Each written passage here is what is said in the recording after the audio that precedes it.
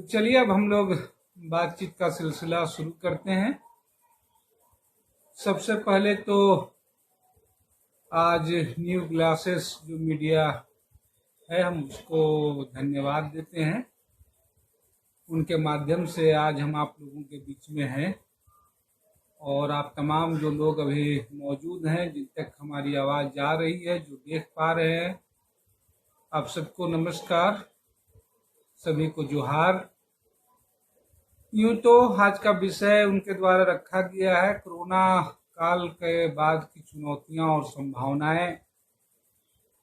और अभी तो खैर हम लोग कोरोना काल से गुजर रहे हैं और ये कोरोना कब तक खत्म होगा ये कह पाना अभी हमारे आपके सबके लिए मुश्किल है। लेकिन जाहिर सी बात है कि अब जो स्थितियां आ रही है उसमें हमारे सामने जो चुनौतियां हैं, झारखंड में जो संभावनाएं हैं, उस पर हम लोग थोड़ी बातचीत करेंगे। अभी तो जिस तस्वीर से हम लोग गुजर रहे हैं वो तस्वीर तो यही है कि जो झारखंड के पलायन के मजदूर थे देश के विभिन्न कोनों में, वो सारे लोगों का आना शुरू हुआ है। ट्रेनों से तो खैर आ ही रहे हैं, लेकिन अभी भी जो संख्या है कुछ झारखंड सरकार के आंकड़ों से ही अगर देखें, उनके द्वारा जो रजिस्टर्ड पहले 9.5 लाख 11 लाख बताया गया, उसमें भी आप जान रहे हैं कि कई जो ठेका मजदूर, कई जो छोटे कस्बों में, छोटे इलाकों में रहते हैं, कई लोग इस नेटवर्क संचार दुनिया से दूर हैं, ऐसे तमाम लोग हैं जिनका रजिस्ट्रेशन भी नहीं हो रहा है। तो ये आंकड़ा एक्चुअल में और बढ़ सकती है और वो लोग आप देख ही रहे हैं कि सरकार के आंकड़े के अनुसार तो अब तक 1 लाख के आसपास लोग आ चुके हैं, लेकिन उससे ज्यादा लोग पैदल चलते हुए, साइकिलों से, अपनी गाड़ियों से, ट्रकों पे सवार होकर के आ रहे हैं। और ये बता रहे हैं, चाहे वो संथाल परगना का इलाका हो, चाहे पलामू हो, चाहे वो उत्तरी छोटा नागपुर हो या कोल्हान हो, किस कदर झारखंड की ग्रामीण जो अर्थव्यवस्था है, ग्रामीण आबादी है, वो रोजगार के लिए जो है उपलायित करने के लिए जो है विवश है। और ये ग्रामीण अर्थव्यवस्था जो है वो उन्हीं के ऊपर टिक रही है।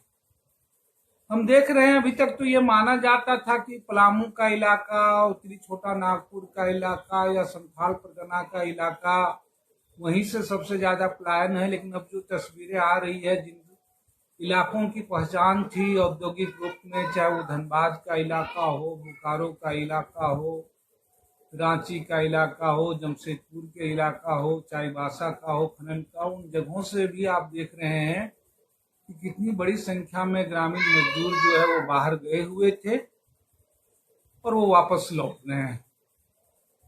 और ये उस पर भी निर्भर, ये इस सच्चाई को बयान कर रही है, जिस बात को हम लोग कह रहे हैं या हम लोगों ने पढ़ा था या देखा था देश के नक्शे पे कि झारखंड एक औद्योगिक राज्य के रूप में पहचान BCCL, CCL हो और इन जगहों में हो। लेकिन वस्तुतः अभी का जो दशक है 70-80 के बाद का, वो ग्रामीण अर्थव्यवस्था पूरी तरीके से जो पलायन किए हुए मजदूर हैं उन पे है। और अब जो वो लौट रहे हैं तो हमारे सामने चुनौतियां वो ज्यादा बढ़ रही है।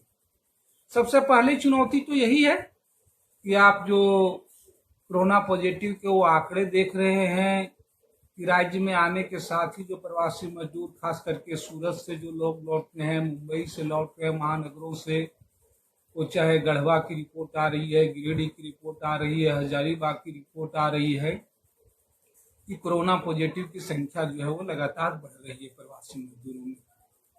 इन हमारी स्वास्थ्य सुविधाओं का आलम जो ये है कि हम अभी तक बेहतर तरीकों से सब लोगों की जांच तक भी नहीं कर पा रहे हैं।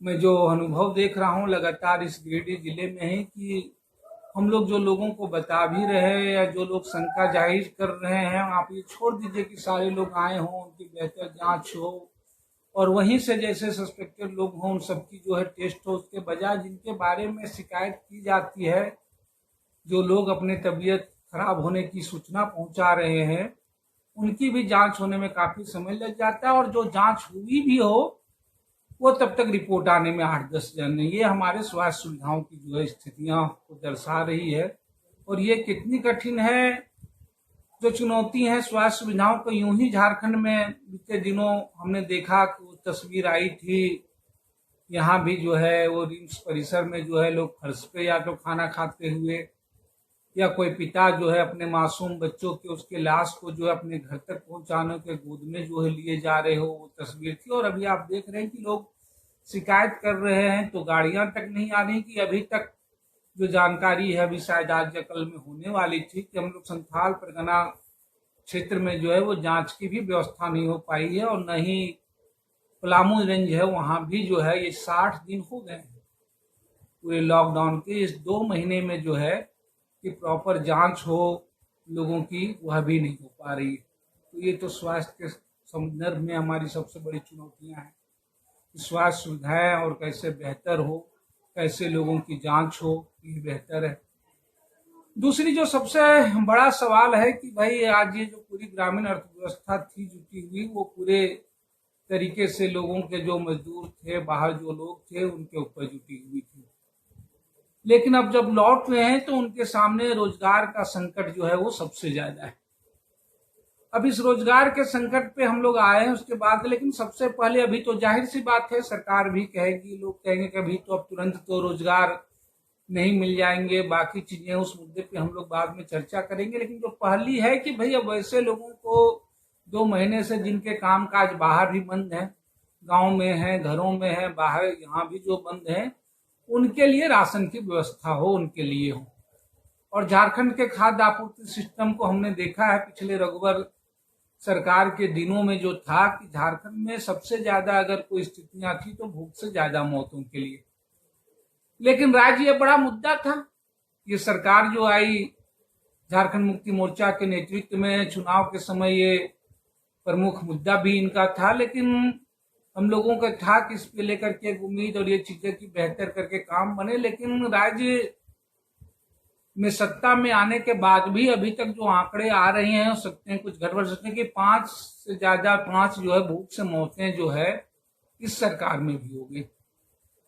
अब इस पे हमारी संजीदगी का आलम क्या है, सरकार की क्या है, इसका ये एक उदाहरण काफी होगा। आप तमाम लोगों को याद होगा कि पिछले दिनों जब सत्र चल रहा था, उस समय बोकारो के पिटरवार में भूखल घासी की मौत हुई थी। मैं खुद उनके घर भी गया था, और उस समय वो देखने के बाद भी, उस समय ही जो आंकड़े आए सूचना आई थी, मैंने खुद देखा था, उसको लेकर के वह था कि उसने 6 महीना पहले ही उस परिवार ने राशन कार्ड के लिए आवेदन दिया था।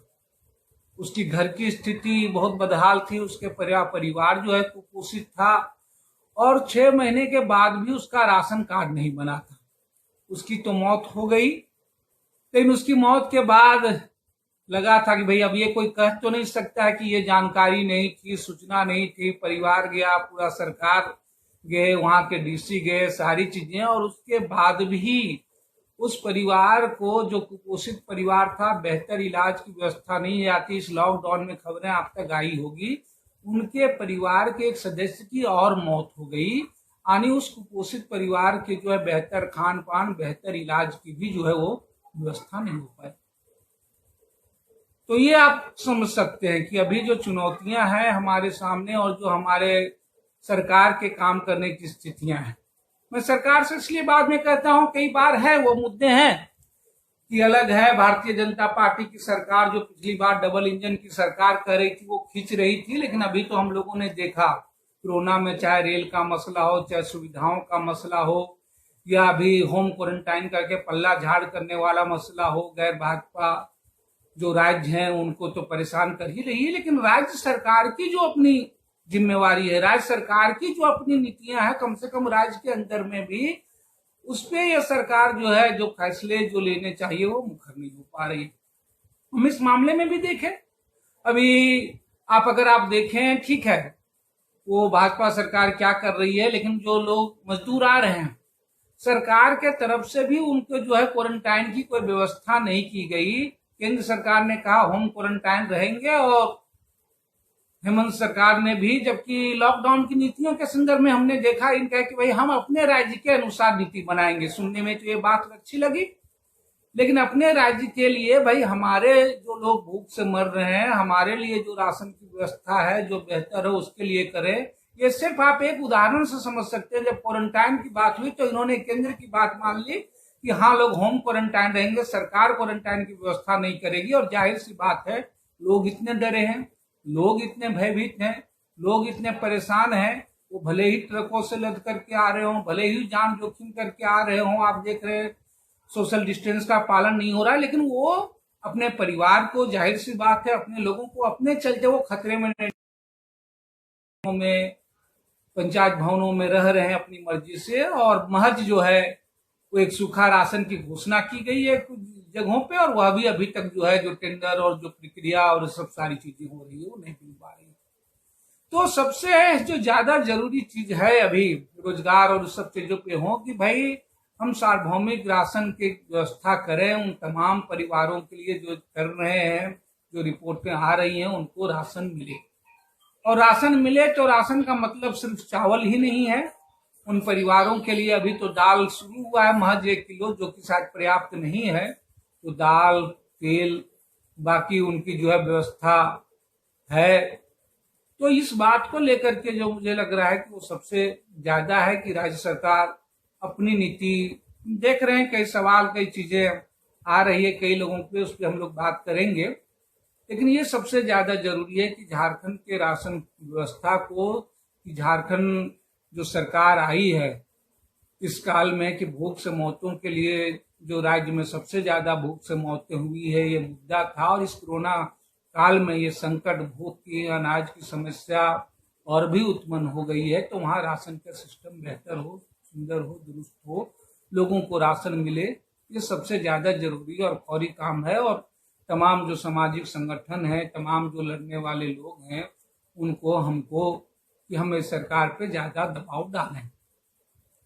दूसरी बात जो जाहिर सी बात है, इस कोरोना काल के बाद जो हमारे सामने चुनौतियां और आई है उसमें सबसे ज्यादा है कि भाई कि अब जो लोग आ रहे हैं रोजगार, अब ये समस्या तो उत्पन्न हो रही है। लेकिन झारखंड, हम जान रहे हैं, केंद्र सरकार के नाम पर जो झुनझुना है रोजगार के नाम पर, वो तमाम पैकेज करोड़ों, आपने उसकी असलियत देखी, वो नीचे आम आदमी पे, मजदूरों पे कोई नहीं है।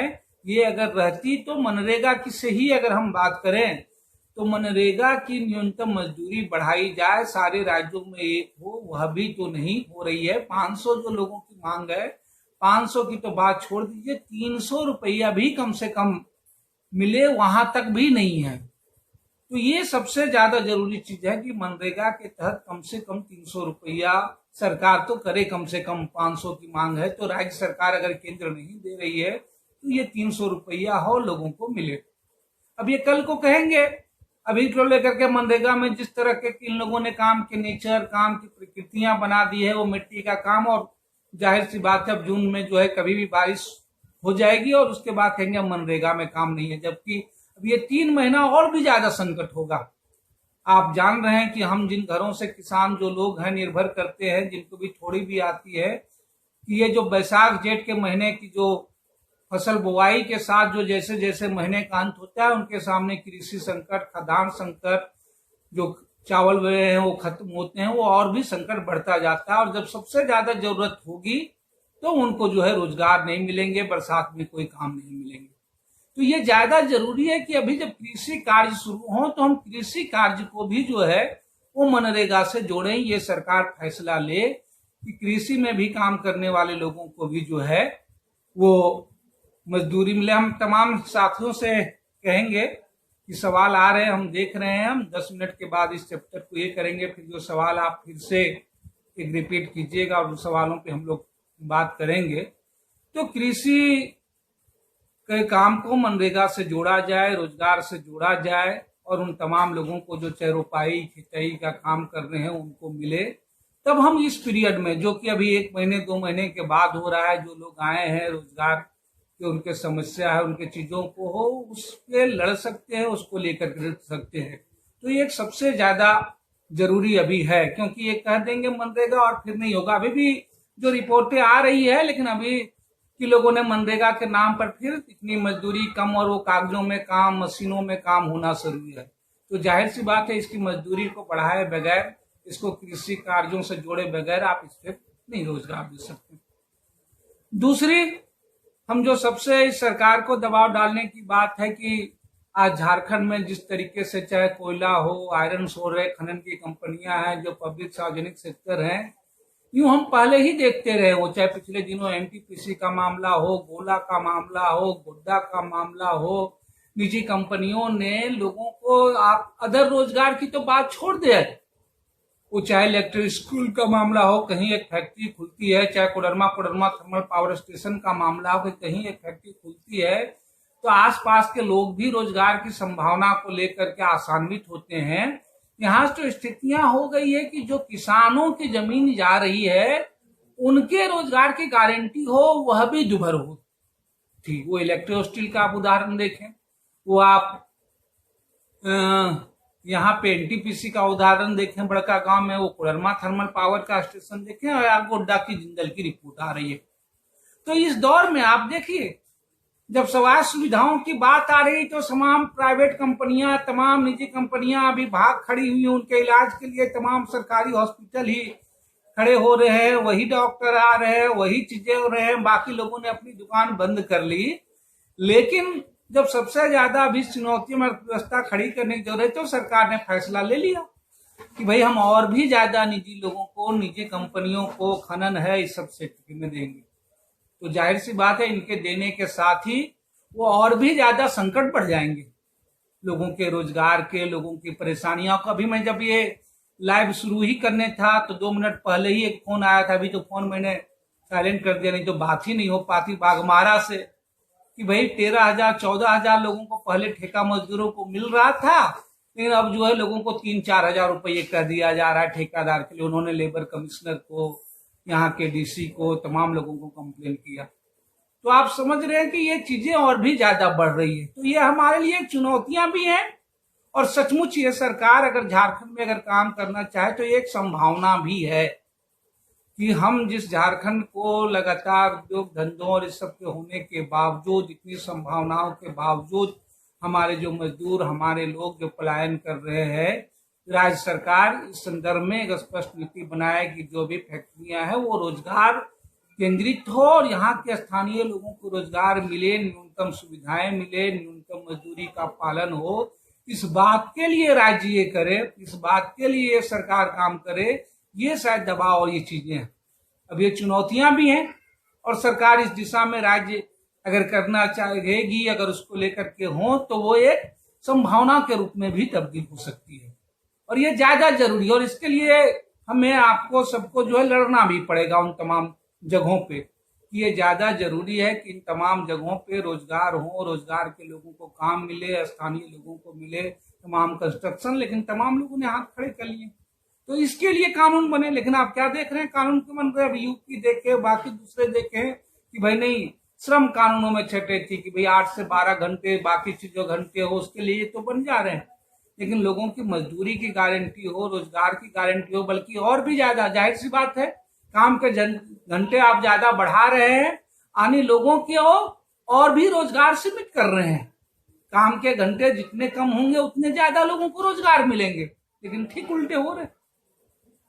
तो ये चुनौतियां हैं, ये हैं, और झारखंड जैसे राज्य में तो और भी ज्यादा है। तो इसको लेकर के भी ये सरकार जो है नीति बनाए, इन चीजों को लेकर के बेहतरी करे, ये शायद ज्यादा जरूरी चीज है। खदानों के निजीकरण के बारे में पूछ रहे हैं अजीत जी, तो बिल्कुल यही कह रहे हैं कि खदानों का निजीकरण हम तो देख रहे हैं हमारे आपके इलाके में, चाहे कोल्हान हो, जहां हो, कि सार्वजनिक क्षेत्र के रहते हुए भी जब इतनी लड़ाई कर रही थी, तो निजी क्षेत्र का उदाहरण आपके सामने है, जिंदल का उदाहरण है, हमारे सामने गोला का उदाहरण है। ये और भी मजदूरों पे, किसानों पे हमला हो रहा है। इसलिए राज्य सरकार को ये पूरी तरीके से इस कोरोना काल में भी मजदूरों का फायदा हो, किसानों का फायदा हो, विस्थापितों का फायदा हो, उसकी बजाय नहीं। मैं एक उदाहरण बता रहा हूं, अभी जीटी रोड चौड़ीकरण हो रही है, लोगों को सरकार था एक दर एक फैसला का नमूना था। एक गांव है बगोदर में अटका, हम लोगों ने लड़ाइयां लड़ी, कई गांव को जो आवासीय दर पर मुआवजा नहीं मिल रहा था, जिनका मकान था उनको भी कृषि काउंट किया जा रहा था, मिला, कई गांव को मिल भी गया। पिछले दिनों विधानसभा सत्र में भी मैंने सवाल इस पे उठाया था। अब अटका का एक मसला है, वो पूरा गांव पैच रुक गया।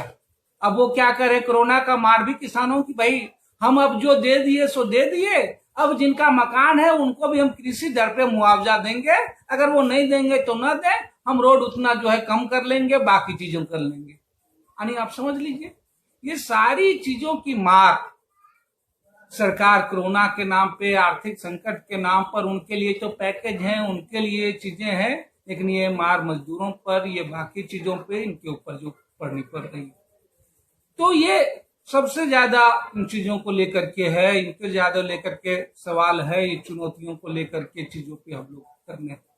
तो संभावनाएं तो यही है कि जो झारखंड की पहचान, झारखंड के लोग हैं, पलायन किए हैं, और अभी जो स्थितियां हैं, मुझे नहीं लग रहा आने वाले दिनों में, कितने दिनों में स्थितियां सामान्य होगी, लेकिन हम लोग कम से कम तो 6 महीने तो मान ही सकते हैं। अभी जो स्थिति देख रहे हैं कि शायद सामान्य होने में लग जाए। जो लोग मजदूर आ गए हैं वो कल को चीजें भी बन जाए तो इतनी जल्दी लौटेंगे भी नहीं, लौटेंगे भी तो बारिश, खेती बाड़ी के सीजन के बाद ही लौटेंगे, या जो भी स्थितियां हो। लेकिन ये जो है स्थिति, ये 6 महीने में इन सब चीजों को लेकर के उन चीजों को करनी चाहिए, उनके ऊपर जो संभावना है कि भाई इनके ऊपर बेहतरी हो, कि हम ये पलायित जो मजदूर राज्य को लौटे हैं उनको रोजगार को लेकर के, उनके चीजों को लेकर के, तमाम फैक्ट्रियां हैं, तमाम चीजें हैं, नए इलाकों में कैसे हम मजदूर बेस और केंद्रित कर सकते हैं, मनरेगा जैसे रोजगार की चीजों को याद करते। किसान पंकज जी पूछ रहे हैं किसानों के कर्जा माफ करने की, जाहिर सी बात है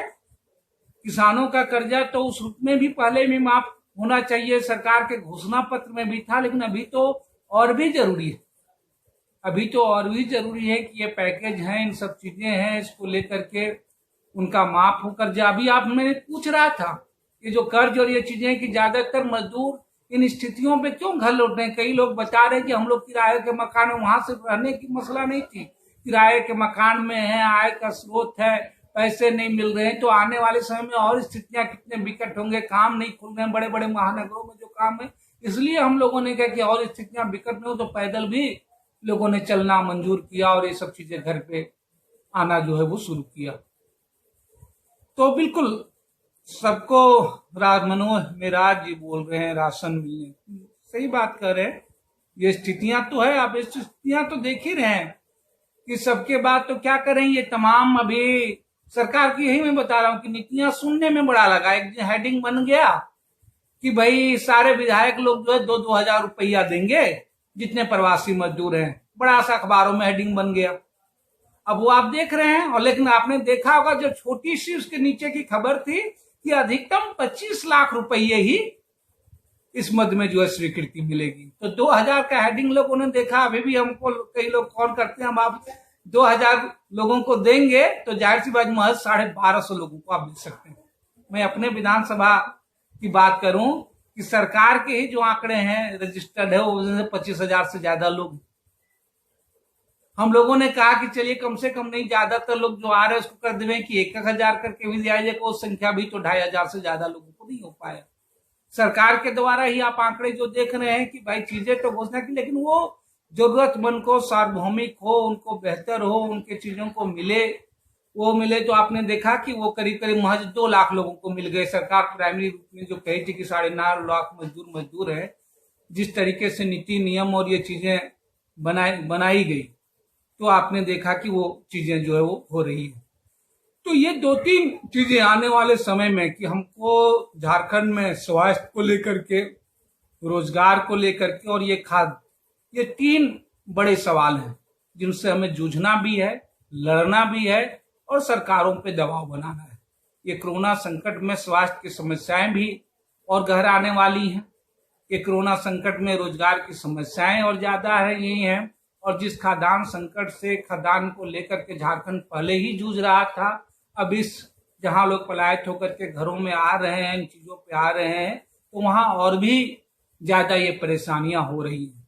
तो लोगों को रोजगार झारखंड में तमाम जहां भी औद्योगिक इलाके हैं, जहां भी चीजें हैं, तो वो रोजगार की गारंटी हो, रोजगार कैसे ज्यादा मिले। जो पल्ला, तमाम काम अस्थायी है, तमाम ये चीजें हैं, लेकिन आप देखिएगा कि रोजगार के नाम पर ठेका का मजदूर, वो ठेका मजदूर, और आप देख रहे वो सिलसिला बस वही है कि जब चाहे आप निकाल दें, जहां तमाम श्रम कानूनों को जो है ठेंगा दिखाया जा रहा हो। श्रम कानून को तो खैर सरकारी संशोधन कर रही है, तमाम ये चीजें कर रही है, उन पे ये चीजें हमला हो। तो अभी हम सामाजिक से हम जो लड़ने वाले लोग हैं, तमाम जो राजनीतिक और गैर राजनीतिक समूह हैं जो लड़ रहे हैं, ये ज्यादा जरूरी है कि उस पर बेहतर तरीके से काम हो, उस पे हो। और खास करके इस सरकार, मैं फिर कहूंगा कि ये सरकार को पहली बार झारखंड में जो बहुमत मिला है इस तरीके बेहतर, ये बहुमत मिला था पिछले रघुवर सरकार की, भाजपा सरकार की, जो झारखंड में किसान विरोधी, युवा विरोधी नीतियां रही उनके खिलाफ। तो जिन मुद्दों के खिलाफ इस सरकार को बहुमत मिला है, अगर वो उस पे काम करने की दिशा में अभी लगातार हो रही है, वो पारा टीचर हों, वो ई मैनेजर्स हों, या तमाम लोग अपने अपने सवालों को लेकर के इस दिशा पे बढ़ा जाए, इस दिशा पे बात हो, इन अभी सरकार तो कोई करवट भी दिख रही है।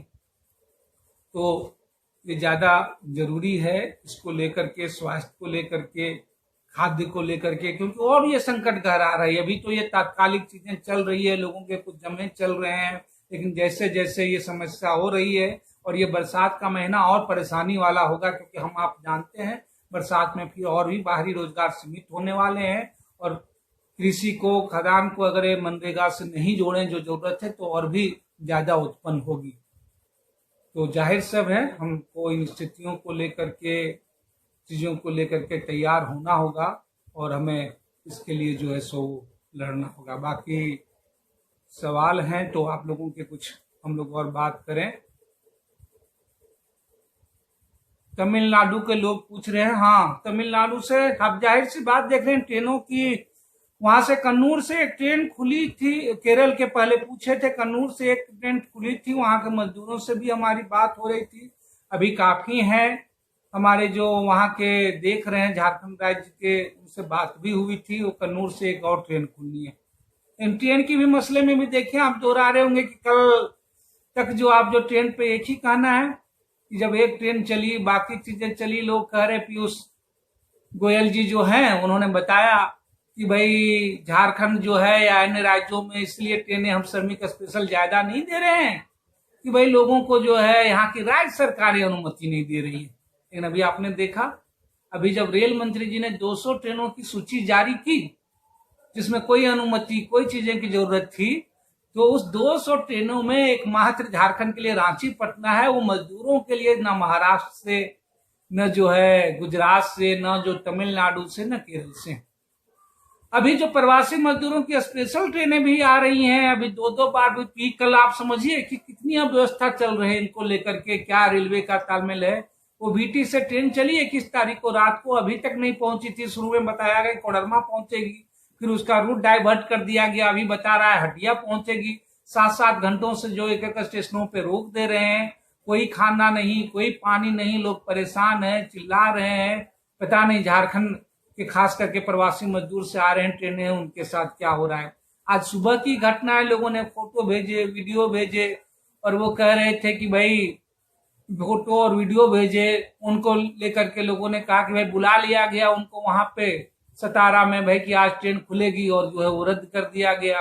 हाँ, पारा शिक्षक लोग कह रहे हैं बिल्कुल बिल्कुल, त्योहार हो या न हो, त्योहार तो है ही, खैर त्योहार विशिष्ट हैं चीजें, लेकिन सामान्य रूप से भी वो वेतन मिलना चाहिए। लोगों की उम्मीद थी कि पारा शिक्षकों को ईद से पहले जो है मानदेय मिल जाएगी, और अभी नहीं मिला। अभी भी सरकार से होगा कि भाई वो ट्रेन खुले। सुनील जी पूछ रहे हैं लट्टी से, सुनील जी खास करके मैं बता रहा हूँ, वो ये 2 राज्यों में स्थिति तो बहुत बुरी है। अभी गुजरात, महाराष्ट्र, वहां तो शायद तमिलनाडु और ये सब वगैरह से ट्रेनें भी थोड़ी चल रही हैं और चलेंगी, आ जाएंगी, लेकिन जिस गति से ट्रेनें चल रही हैं खास करके गुजरात, महाराष्ट्र, उससे 1 महीने पूरा जून का भी जो हमारा अनुमान है, जो मैं देख रहा हूँ महीना खत्म हो जाएगा, तब भी मजदूर नहीं आ पाएंगे। इसलिए इस पे वो उन मजदूरों के लिए और भी ज्यादा दुभर होगा, और जहाँ इक्का दुक्के छूट में है वो और भी ज्यादा है।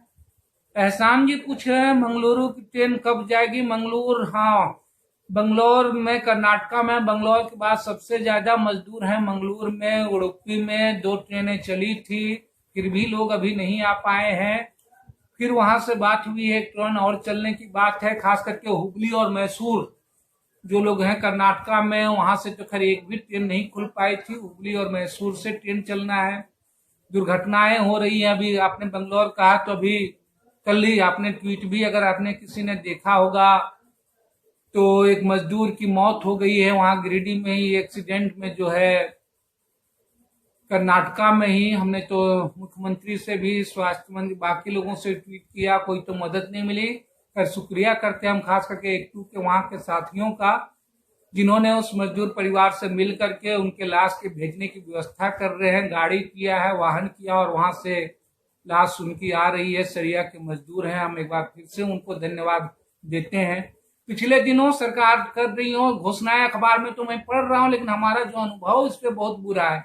आपने देखा होगा कि महाराष्ट्र से झारखंड आते हुए यहाँ पे जलगांव में एक एक्सीडेंट हो गया, वहां एक मजदूर की मौत हो गई। उनकी लाश पहुंचाने वाली को नहीं। जब कोई बड़ी घटना हो जाती है, 5 मजदूर 7 मजदूर डेथ हो जाते हैं, तो मीडिया टेंशन हो जाता है, थोड़ा सरकार भी घोषणा कर दी। लेकिन इक्का दुक्के दर्जनों घटनाएं हो रही हैं। अभी एक पुत्र जो है आ रहा था, आगरा में मौत हो गई उनकी, वो जमुआ का था। तो ऐसे लोगों को लाश आ जाए उसके लिए मशक्कत हो रही। वहां भी हम धन्यवाद देते हैं खास के श्याम प्रजापति और उनके टीम को अहमदाबाद से, जिन्होंने उनको मदद की, उनके परिवार के खाते में कुछ पैसे भेजे और यहाँ तक भिजवाने की व्यवस्था की। तो ये जो प्रयास चल रहे हैं अलग अलग लोगों के वे सूचनाओं में, ये विपरीत समयों में लड़ने की हमारी सबसे बड़ी ताकत है, और इसके बदौलत लड़ रहे हैं। और उन तमाम समूहों को, तमाम व्यक्तियों को एक एक का नाम लेना संभव नहीं है। मैं धन्यवाद देता हूं कि इस घड़ी में खड़े हों, और यही ताकत देती है, यही ऊर्जा देती है हम सब लोगों को। श्री प्रसाद जी पूछ रहे हजारीबाग रोड ट्रेन के, हजारीबाग रोड भी झारखंड में ही है श्री प्रसाद जी, और आपने देखा ही कि झारखंड से एक भी ट्रेनें तो दी नहीं गई है। एक ट्रेन जो गुजरेगी इधर से, पुरुषोत्तम एक्सप्रेस, शायद उसका ठहराव पूर्व से ही होता था हजारीबाग रोड में, तो मात्र वो और रांची पटना जनशताब्दी है वो। जी डुमरी क्षेत्र में कह रहे हैं कंपनी, बिल्कुल जीटी रोड की बात मैं कर रहा हूँ, यही बात कर रहा हूँ। वहां भी पिछले दिनों हुआ, हमने बुलाया और कहा कि भाई आप जो रोड में भी जो काम दे रहे हैं, पहले तो नहीं स्थानीय लोगों को रोजगार काम दीजिए। तो वो कह रहे हैं ठेका वाले मजदूरी पे तो तैयार हुए हैं, जाहिर सी बात है बहुत चिटपुट लोगों को मिल जाएगा। तो मैं इसीलिए कह रहा था, जो आप पूछ रहे हैं डुमरी से, कि सरकार इसको एकदम सर्कुलर निकाल के ये ताकीद करे, चाहे रोड हो, चाहे सड़क हो, चाहे कंपनी हो, फैक्ट्री हो, भी कंपनियां हैं, यहाँ लोग आ रहे हैं, तो जिस क्षेत्र में है वो स्थानीय लोगों को रोजगार दे, और नहीं हो तो उनका चक्का जाम होगा। तो सरकार कहेंगे कल मजदूर कर रहे हैं, अभी तो उल्टे केस हो रहे हैं, मजदूर लोग प्रदर्शन कर रहे हैं, विरोध कर रहे हैं। अब आ गया है, कल तक हम लोग तो सारे लोग अपने घरों में प्ले कार्ड ले करके अलग अलग कर रहे थे, लेकिन सरकार की उससे नीतियां और बढ़ती ही जा रही हैं। तो कोरोना के नाम पर विरोध को भी नहीं दबाया जा सकता है। अब विरोध भी इन सब चीजों पे खुल करके उतरने का, जगहों पे आवाज बुलंद करने का समय भी आ गया है। नाबिद जी, चाकी 2 महीने के राशन का नहीं मिला है। नाबिद जी, आप हमको ईद के बाद जो है सोमवार को, आप मंगलवार को मिलिए या कॉल कीजिए। मैं बगोदर ऑफिस में 11 बजे रहूंगा, या आप जो है कल ही 10 बजे अपने डीलर के पास पहुंच के हमें कॉल करें। कल ही 9431144687 हमारा नंबर है, आप जानते ही हैं, या हमारे फेसबुक में होगा, कल करें। गोवा से झारखंड की ट्रेन कब होगी? सुरेंद्र महतो जी, गोवा से तो एक ट्रेन आज ही खुल रही है मडगांव से, लेकिन अभी वहां बहुत सारे मजदूर हैं हमारी, जो उसमें अभी 4 जिलों के मजदूर आ रहे हैं। संथाल परगना के मजदूरों ने अधिकारियों से भी बात करवाई थी जस्ट 2 घंटा पहले, तो उन्होंने कहा जाहिर सी बात है कि एक ट्रेन खुल रही है तो सीमित लोग आएंगे, तो इन 4 जिलों के जितने लोग हैं हम पहले उनको जगह दे रहे हैं, फिर उस ट्रेन में जगह मिल जाएगी तो दूसरे, नहीं तो बाकी के लोग, और ट्रेन खुलेगी। आज पहली ट्रेन शायद झारखंड के लिए मडगांव से खुलेगी। बिजलाल जी, तमिलनाडु से ट्रेन तो चल रही है, कई ट्रेनें आ चुकी है 7-8, लेकिन जितनी संख्या है वो अभी तक आ नहीं पाई है, तो जाहिर सी बात है अभी और वेट करना पड़ेगा।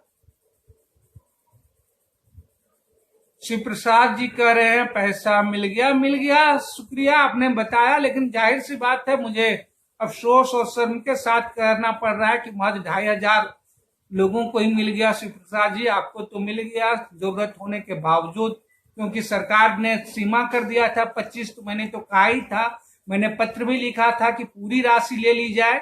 अभी जरूरत सबसे ज्यादा डीबीटी की है, वो डीबीटी का पूरा नहीं। सौर जी, संतोष जी, आप गलत बयानी कर रहे हैं। आप कल के कैबिनेट भी देख लें, गलत बात ना बोले संतोष जी। आप अखबारों में देख लें, सरकार ने एमएलए फंड से महज 25 लाख की दिया था। वो आप सारे पैसे नहीं दे सकते हैं। हमने तो कहा है कि जितने पैसे सबको दे दिया जाए। आप कैबिनेट का डिसीजन देख लें संतोष मेहता जी, अखबारों में है महज 25 लाख। वह भी 25 लाख ग्रिड में निकासी नहीं हो रही थी, क्योंकि पूर्व के विधायकों ने जो पैसे खर्च किए थे उनका हिसाब नहीं, तो एजी ने रोक लगा दिया था संतोष मेहता जी। तो स्पेशल कैबिनेट से चिट्ठी मिली तो महज 25 लाख की निकासी हुई है, बाकी पैसे की निकासी पे अभी भी रोक है। सुरेंद्र जी कह रहे मड़गांव से नहीं, कामिली से। हो सकता है स्टेशन अगल बगल हो, लेकिन गोवा से चली, उन्होंने मड़गांव बताया। गोवा से आज ट्रेन खुल रही है, ये कन्फर्म है। दिल्ली से पारसनाथ की कौन सी गाड़ी है? अभी जो ट्रेनें खुली है उसमें एक ट्रेन शायद बंगाल के लिए, जहां तक मुझे याद है, हो सकता है उसमें कोई कंफ्यूजन भी हो, शायद पूर्वा भी उस सूची में है, जो दिल्ली से हावड़ा तक जाती है और उसका स्टॉपेज पारसनाथ है। तो आप उस पर ट्राई कर सकते हैं। झारखंड में ट्रेन क्यों नहीं चलाया जा रहा है जोगेश्वर जी? यही बात तो मैं बाबूलाल जी से, झारखंड के सांसदों से पूछ रहा हूं। आप भी पूछिए, हम सब भी पूछिए कि भाई झारखंड के साथ क्यों बगल में 30 ट्रेनें दी गई, बिहार में झारखंड के साथ एक भी ट्रेनें नहीं। कल तक आप हेमंत जी पे चिल्ला रहे थे, चिल्लाइए, चिल्लाना चाहिए। मैं भी चिल्लाता हूं, उनकी गलतियों पे उन पे सवाल करता हूं, लेकिन अभी आप पीयूष गोयल जी पे क्यों नहीं चिल्ला रहे हैं कि झारखंड को ट्रेनें क्यों नहीं? सारे सांसद बाबूलाल जी, तो ये सवाल आप हम सारे लोग उठाएं, थोड़ा अपने सांसदों से भी पूछें।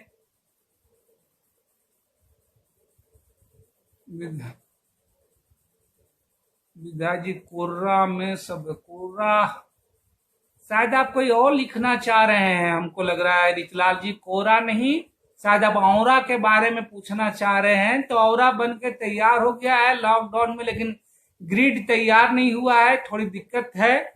हम लोग कोशिश है कि एक जीटी रोड में पास की अनुमति मिल जाए NH से, तो अगले महीने से शायद हम लोग प्रारंभ कर पाए।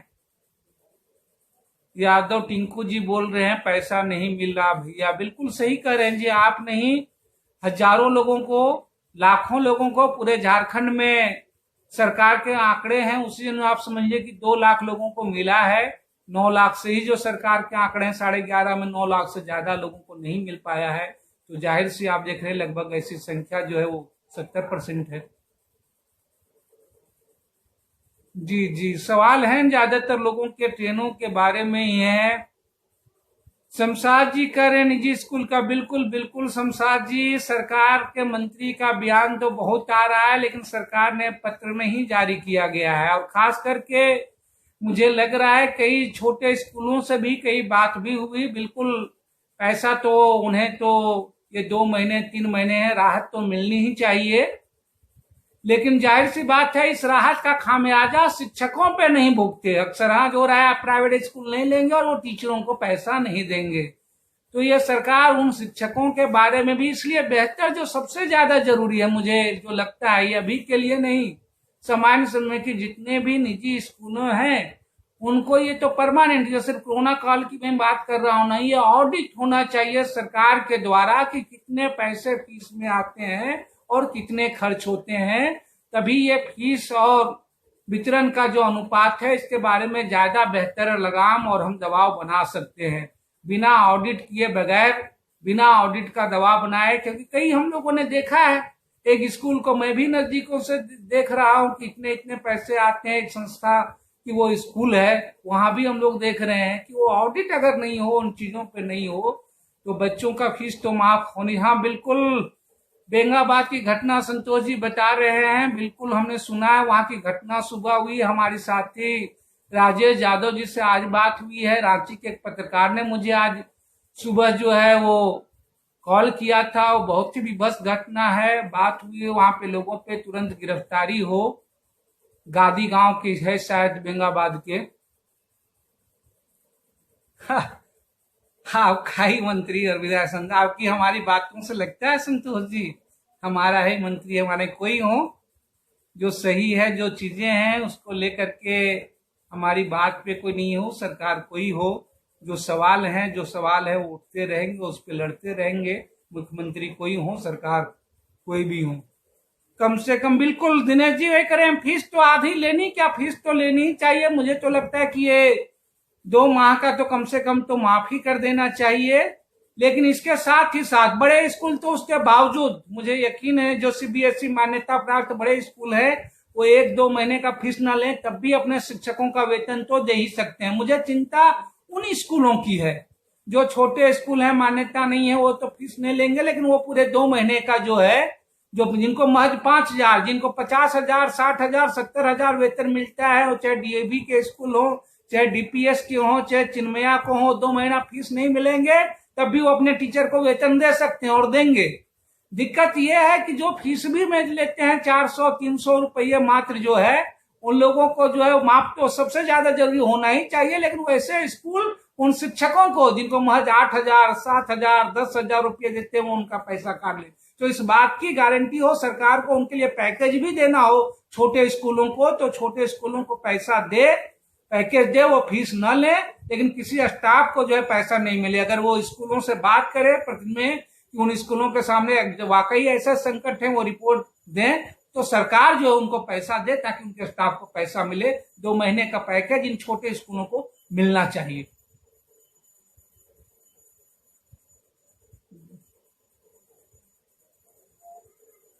जगेश्वर राणा जी, सिर्फ गोवा की बात नहीं हो रही है जगेश्वर जी, गोवा के आ रहे हैं इसलिए कई राज्यों की बात हो रही है, ऐसा नहीं है। आपने शायद वही पोर्शन सुना होगा, वो किसी ने गोवा के बारे में, आप लग रहा होगा मैं ये जो मैं बोल रहा हूं अभी सेकेंड राउंड में, वो जो लोगों के सवाल आ रहे हैं उस पर बोल रहा हूँ। आज आप शायद अपने, लेकिन शायद आप लोग भी देख पा रहे होंगे दूसरे के भी जो सवाल है, चूंकि ये फेसबुक लाइव है तो आप दूसरे के सवाल भी देख पा रहे होंगे। सूरत से झारखंड की ट्रेनें कई आई हैं बीरा जी, आगे भी और शायद चलेंगी, लेकिन अभी भी मैंने कहा पहले कि महाराष्ट्र और गुजरात में जो स्थितियां हैं और जिन गीतों से, जिन चीजों से लेकर के वो चल रहे हैं उस पे वो संभव नहीं है, उन चीजों पे नहीं है, वो काफी दिन लग जाएंगे, 1 माह तक लग जाएंगे।